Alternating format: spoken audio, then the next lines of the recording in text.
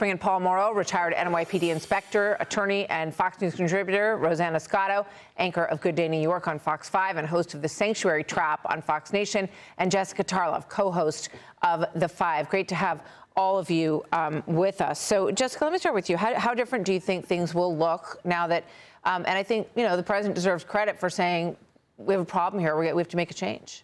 He definitely was reading the tea leaves, or at least seeing the outcry after Alex Preddy was killed on Saturday, and I think acted appropriately and swiftly. And you're seeing that there's the appropriate reaction on the part of Governor Walz and Mayor Frey in Minneapolis, that they are prepared to work with someone who is not executing immigration policy in the way that Greg Bovino was doing it. So I'm hopeful for that. And you know, this battle between Kristi Noem and Corey Lewandowski and Stephen Miller versus Tom Homan and Rodney Scott, who's the commissioner of CBP, has been going on for months. And whatever you think about Tom Homan, he has served Republican and Democratic administrations in the past. He has made very clear in a number of interviews, including with the New York Times, that his focus is on the worst of the worst, which I think the average Trump voter was thinking was going to be the intention, not the, you know, the grannies with the mass deportations now signs.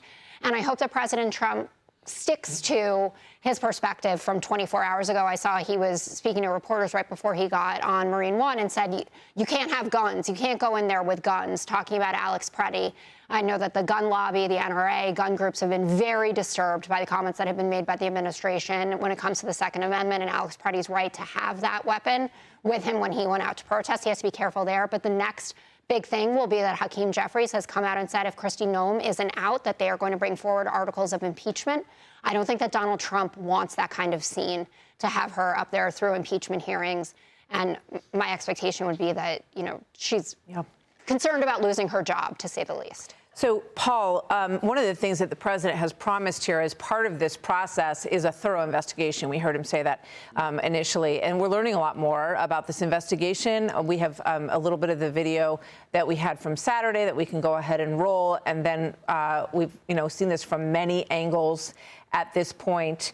And we also have images of Preddy's handgun, which you say we're learning was altered in some way. Can you explain to us what we're looking at here with this gun, Paul? Right. So I'm no gunsmith, but you can see that there are additions as opposed to altered, let's say, because he's got that sight. You see that rectangular piece that's at the back? That is a sight so that you can aim the gun more accurately. That's something that you can add on. You can buy that. It's on the top, on the back. They have it open. That is to say that there's nothing chambered in the barrel, and so they have the slide open. That's why it looks the way it does. Also at the end, the threading, that looks like almost like a screw.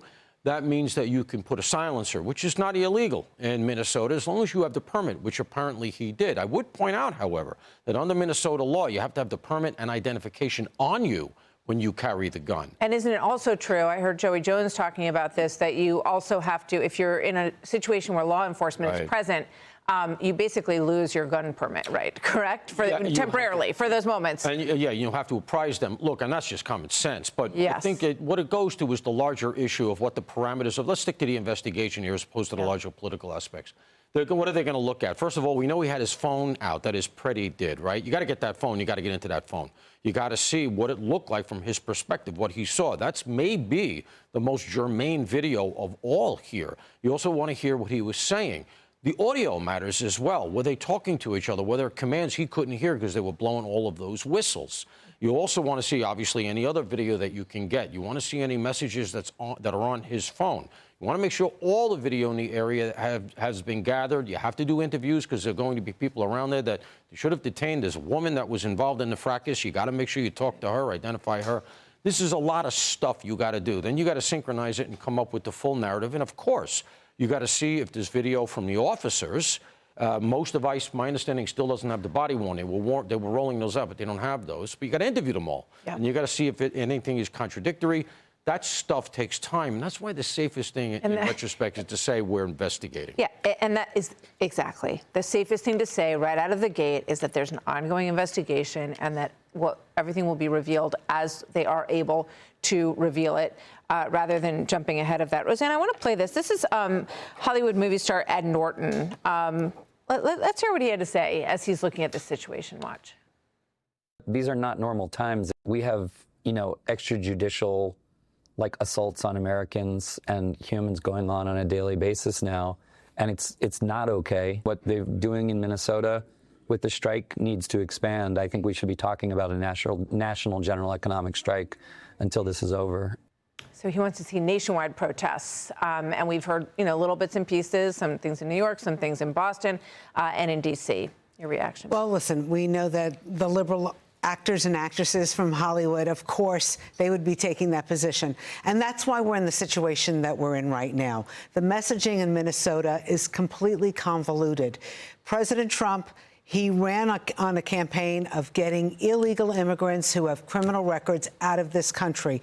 Somehow or another, now the people in Minnesota are saying, these are my neighbors, these are my brothers and sisters. So that criminal aspect has long been dissipated. It's not even part of the conversation or vernacular right now. Somehow we got to get back to basics, get back to what President Trump ran on, and the protests. Some of these people, agitators, some of them encouraged by the politicians and the actors and actresses out there, photograph everything, get in their face.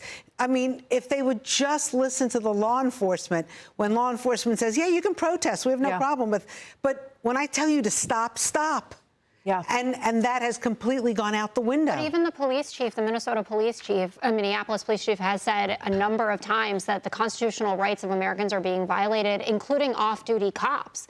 And he said on top of it that the ones who are being stopped are people of color. There are videos of these officers asking with no warrant, no reasonable reason. Well, I think that's exactly what President Trump wants to. I think he wants to return to exactly what Rosanna's saying, to making sure that the focus is on violent criminal offenders, which I think most polls show, and the election of 2024 backs up that people do want these individuals removed. Very quickly, this is Jennifer Welsh. I just want to get a super quick thought from you on this, if I can.